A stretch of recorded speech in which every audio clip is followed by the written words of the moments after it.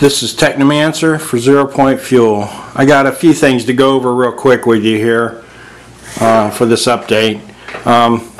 We got the pulley mounted.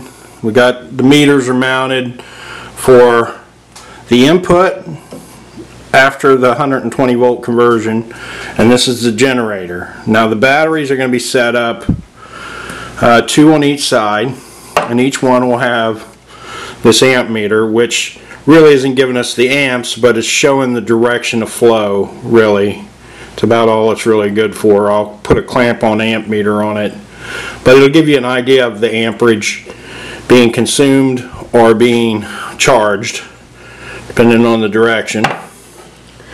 So I'm going to use these 9.6 volt batteries. I've got quite a few of them now, and I'm going to connect them on these meters, and then they'll be mounted with the amp meter on the batteries, on the battery pack. There'll actually be 2 batteries in each pack that can be hooked up, reversed, or whatever. But this will be a built structure that holds these, because I want to use this motor for display, so I want to be able to move it around. So that's kind of where we are on that. Now the other part of this is the bearing for this motor. This is what I'm using on this. This is what the bearing for the new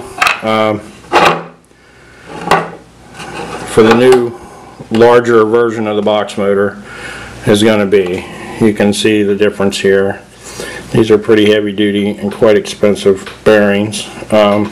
They're sealed.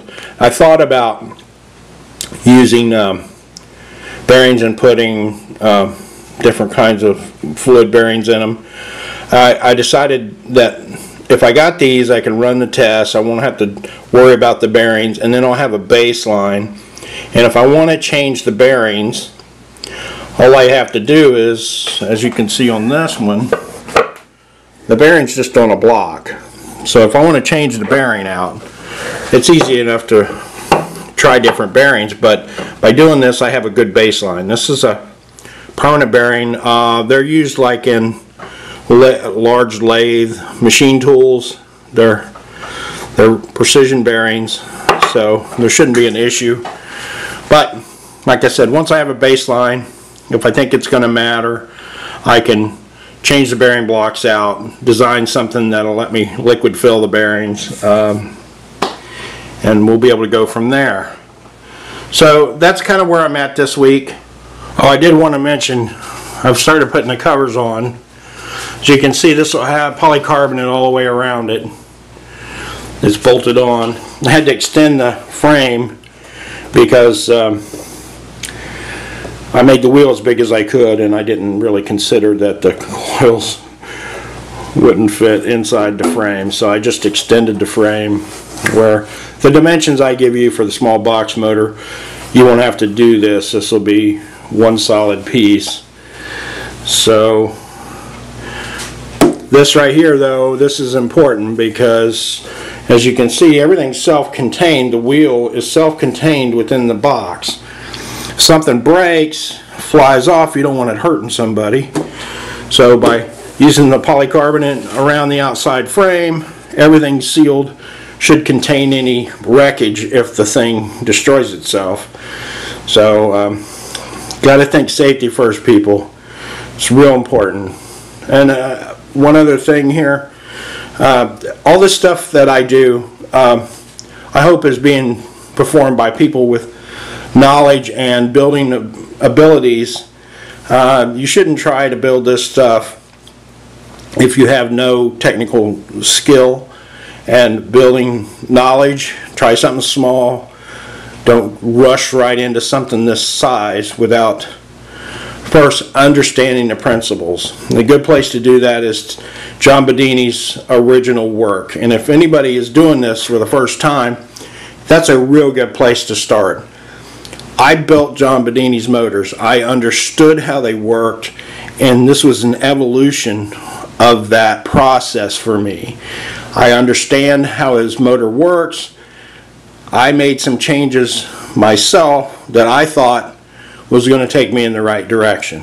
And this is where we're at now. I have the greatest respect for John Bedini and all of his work. And if anybody's just getting started, that's the place you want to start. I have to finish the PDFs. And if any of you noticed, all the videos are online for the Boxmotor build, which is the frame and the coil to build the coils. There's one more video left, and it's called Connections, that shows how every connection is in the motor, how it relates to the hookup, so everybody knows how the motor is connected. Now, a lot of that's covered in the other videos, but this is kind of more like a summary video of all the connections, external connections to the batteries, amp meters, everything you need to be sure that you're right and ready to fire her up. I'm hoping to get the PDFs done over the weekend, if I'm lucky, and be able to start a few new projects that I really wanted to do for a while, but just haven't had the time. That's about it for now. This is Technomancer for Zeropointfuel, signing out.